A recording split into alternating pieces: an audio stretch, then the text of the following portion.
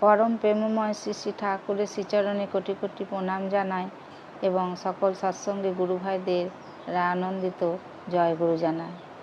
আমি আজ পূজ্যপাদ অবিন দাদার এক অলৌকিক লীলা কাহিনী আলোচনা করব।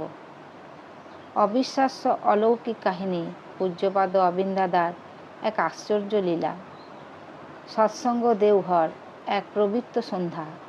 পূজ্যপাদ অবিন দাদা একনিষ্ঠ ভক্তদের সাথে বসে আছেন। তার চারপাশে নিবেদনের বিশাল লাইন। কেউ প্রশ্ন করছে, কেউ আবার শুধু দাদার মুখের দিকে তাকিয়ে অশ্রু জল চোখে প্রার্থনা করছে। হঠাৎই এক বৃদ্ধা ছেঁড়া শাড়িতে নত মুখে এসে দাঁড়ালেন। তার চোখে কান্না, কণ্ঠ কাঁপছে। দাদা, আমার একমাত্র ছেলেটা 3 দিন ধরে নিখোঁজ। পুলিশ খুঁজে পাচ্ছে না। ঠাকুর ছাড়া আমার আর কে আছে? সমস্ত জনতা স্তব্ধ। অবিন দাদা ধীর চোখে বৃদ্ধার দিকে তাকালেন, চোখ বন্ধ করলেন। কোথাও কিছু ঘটছে, কিছু যেন তিনি দেখছেন।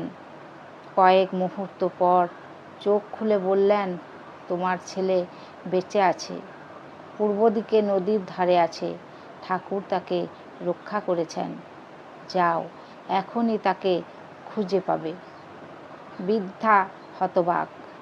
পুলিশ যেখানে ব্যর্থ, সেখানে দাদার কথা তার একমাত্র আশ্রয়। সে ছুটে চলে গেল। অলৌকিক ঘটনা। 1 ঘন্টা পর সেই বৃদ্ধা ফিরে এলেন, সাথে তার হারিয়ে যাওয়া ছেলে। সবাই অবাক।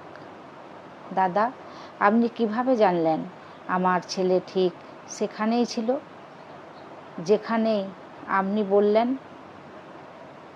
এক দুষ্টু লোক ওকে অপহরণ করেছিল, কিন্তু ঠিক তখন বজ্রপাত হয় আর সেই দুষ্টু লোক ভয় পেয়ে পালিয়ে যায়।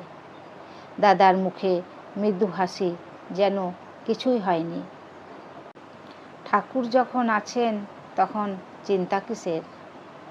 আরও এক অলৌকিক শক্তির প্রকাশ। ঠিক তখনই এক লোক ছুটে এসে চিৎকার করে উঠল, দাদা, আমার মেয়েটা মরতে বসেছে, জল ঢাকা নদীতে পড়ে গেছে।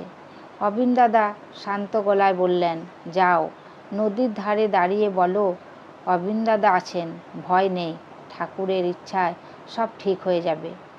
লোকটি বিশ্বাস করলেন না প্রথমে, কিন্তু ভক্তরা সবাই বলল, দাদার বাক্য সত্য হয়, যাও।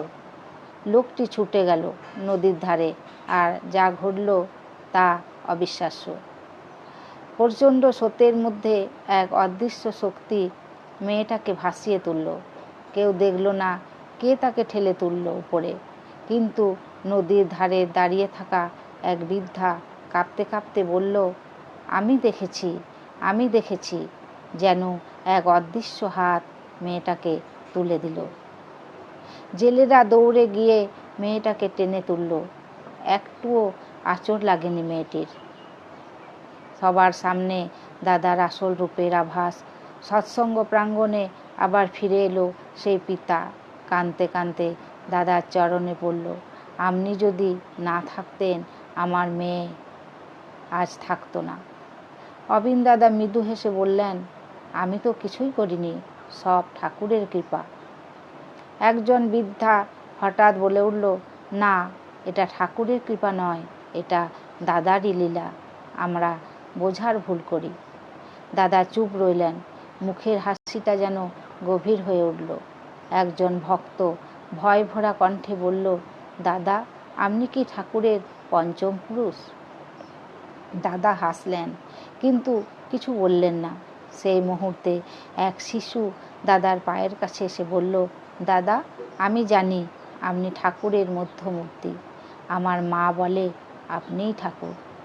দাদা এবার একটু গভীর দৃষ্টিতে শিশুটির দিকে তাকালেন, ধীরে ধীরে বললেন, আমি কিছু নই, ঠাকুরই সব, কিন্তু আমি জানি আমার মধ্যে ঠাকুর আছেন, তিনি আমার মধ্যে, আমি তার মধ্যে। তুমি একদিন বুঝবে। তারপর ঠিক সেই মুহূর্তে আকাশে এক আশ্চর্য ঘটনা ঘটল। একটা বিশাল নীলাভ আলো চকচক করতে লাগলো, যেন আকাশ নিজেই সাক্ষ্য দিচ্ছে যে দাদার মধ্যে কিছু আছে যা সাধারণ নয়। ভক্তরা স্তব্ধ হয়ে কেউ কেউ শিউরে উঠল, কেউ কেঁদে ফেলল।